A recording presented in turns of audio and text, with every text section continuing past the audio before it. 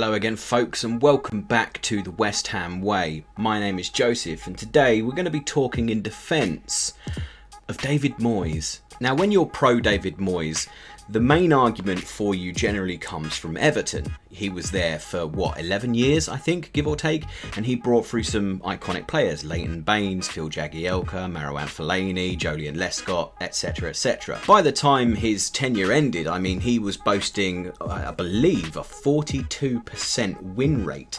So that's quite an impressive stat. I'm not a huge fan of statistics like that because it only really tells one side of the story. Yes, David Moyes won X amount of games and lost X amount of games for Everton. However, it's the people that get put on that pitch, and ultimately he was the one that brought these people in. There's a lot of debate as to whether or not David Moyes was really worth the time that Everton kept him there for. I mean, he built quite a solid team, and to be fair to David Moyes, that team has gone on to, change and evolve over the years like most teams do, but it's really established Everton as like that top 6 to top 10 club. But for me, what I want to highlight really is his post-Everton career.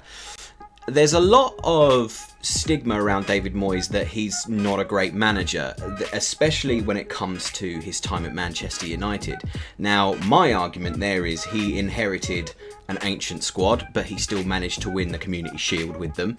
And he brought through a couple of players in his short 10-month stint that managed to stay there for quite some years afterwards. Again, Marouane Fellaini, who could forget that, and Juan Mata.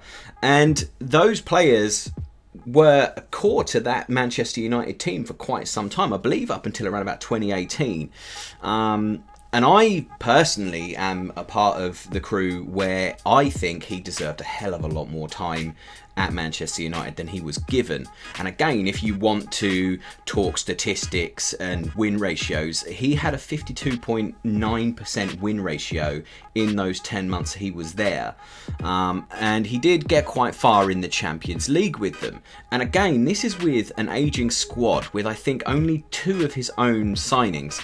So for me, given the players that he was, that he managed to buy and the players that he had at his disposal, I personally think he did a good job. And you might call me deluded because it's Manchester United, but I say go back to 2013, 2014, look at that squad and tell me that, if they were that age today, they'd still be consistently fighting for top 4, top 6. I know they didn't get any European football in that time after David Moyes left, but I mean, anybody that took that position after Alex Ferguson, they were destined to fail. It's a poison chalice. And to be honest with you, look at it now. It's still nothing like they used to be. We'll move on to his Real Sociedad stint that didn't last, again, very long, bless him. I think it was just shy of a year by a few days. I think that there, in my opinion, was pretty much a language barrier. I really do. I mean, I don't think he even got to sign anybody in his year that he was there, and didn't really do too much of a great deal there. And again, everybody wants to talk statistics, and a win ratio there of 28.5 isn't great. But again, in his defence, he's joined a team outside of this country for the first time in his managerial career. I don't know if David Moyes can speak Spanish. I highly doubt it. I mean, the man's Scottish, and there's nothing against Scottish people, but I don't think I've ever heard a Scottish person speak anything other than with a really harsh Scottish accent. So, anyway, moving on to Sunderland. Again, poison chalice, Sunderland. They really are. I mean, they were always destined to plummet. They had no investment whatsoever in that squad. That squad was a bag of shite for years, and we all knew it. And I don't know still to this day what possessed Moyes to take over Sunderland. I really don't. You look at that team and you look at everything to do with the way that Sunderland were falling apart for years and years and years. Why anybody would have wanted to have taken that job is beyond me, let alone Moyes. That, to me, I think was what cemented this whole this whole sort of hatred towards Moyes as a manager. You know, everyone always says, well, he's a crap manager, he's this, that and the other, but I've never actually heard anybody say anything sort of negative about his tactics other than the fact that it's a little bit sort of slow. I mean, to me, I completely understand the need to, when you need to play defensive and this, that and the other. I think what Moyes' problem is, since he left Everton, is he's been trying to take a club and build upon it like he did with Everton. Now the problem is the teams that he's taken over, the perfect chance for him to do that was with Manchester United. But Manchester United are a club that are all about that. They all want that money. They want that money rolling in immediately. And if you're not getting results, then you can fuck off, basically. Real Sociedad, again, I can't really judge on that because I don't watch Spanish football. But Sunderland, again, is another baffling one to me. I genuinely don't understand why he took that job, and I think that is the tarnish on his reputation right there and then. Everyone will always say it's Manchester United. I fight against that. I personally think he did a fantastic job at United, and I think that he should have had more time than he was given. And I think there's quite a lot of Manchester United people, not fans because fans hated him, but like people involved with the club or are related to the club in some way strongly believe that as well, because that is a reputation that Moyes gathered from places like Preston North End and Everton. He takes a team that aren't really doing great and he invests in the youth and he invests in lower league players that he can see really can develop well. You look at his two signings that he's made so far for us since he's arrived here. You know, it's Souček and Bowen. Whilst Souček, I don't actually know how old Souček is. I think he's coming up for his 30s. I think maybe 28. I'm not 100% on that. But again, Souček, fairly unheard of. He's basically turned into our Fellaini. No matter how or which way you cut it, he is essentially our Fellaini. You know, and you look at Bowen, what a magical signing that is. And he's learning as well. You look at his over-reliance on Manuel Lanzini when he first started, and he's realised, hang on a minute, Lanzini is just not cutting it. Exactly that. I personally believe that we never should have gotten rid of David Moyes on his first tenure. I was very much anti-Moyes when he first showed up because, yeah, you know, we were always told by the board that we need to progress and we need to do this, that and the other. And I was one that was taken in by those lies. I was taken in by that. But I personally believe, and the more and more I hear coming out of David Moyes' mouth, the more and more I believe in this man. You know, he's basically come out and said multiple times, look, we need to stop as a club saying that we deserve this, this and this. Of course we deserve it. Of course we deserve it. Every football club will feel like they deserve to be in that top 4, top 6, whatever. Every club feels like they deserve it. And no less than us. We definitely deserve it in the fact that, you know, we're well established. We've been there before. You know, we have a stadium we're not really paying any fucking money for. And look at the squad that we have. There's some incredible players there. But I like Moyes' realism.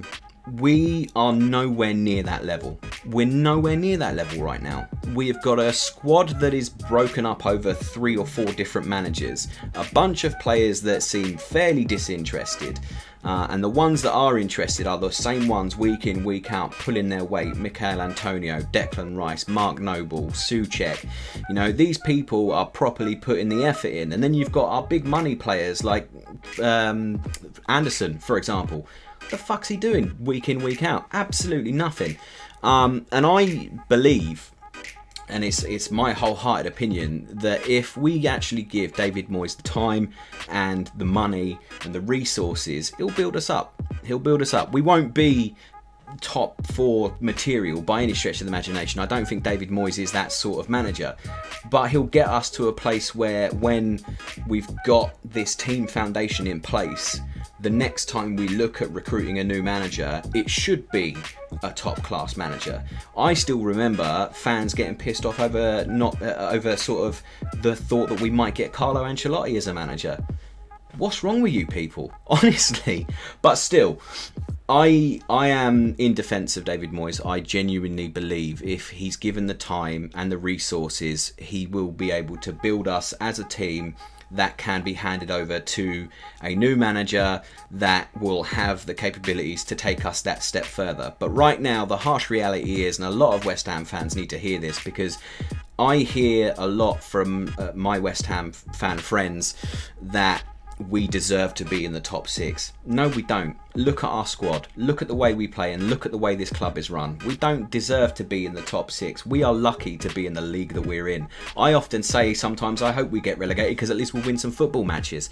Like, I shouldn't be saying that. I shouldn't feel that way, but it's the way it is. And I think that if we have this gentleman in David Moyes being able to sort of cherry pick players from the Championship and lower league foreign places, you know, I genuinely believe that we'll be built up in a way where we'll get to that Everton state.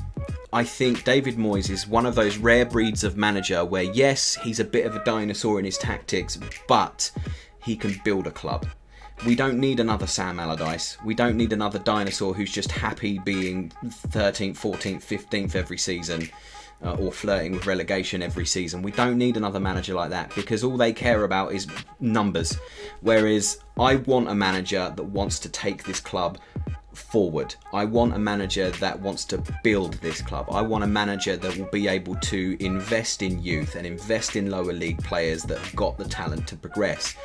And everything I've seen from David Moyes since his days at Everton all the way up to us now, that's the sort of manager he wants to be. And as I said, I genuinely believe, and people can call me deluded all they like, I genuinely believe if he was given longer at Manchester United, he would have done exactly the same. But yeah, that's my opinions on David Moyes.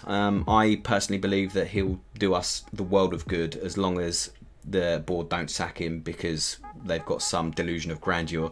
But let me know what you think. Let us know in the comments down below.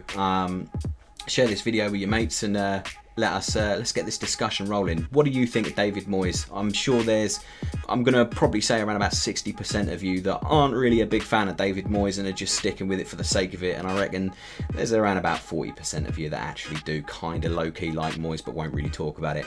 Anyway, I've been Joseph. Thank you very much for your time, and come on you Irons.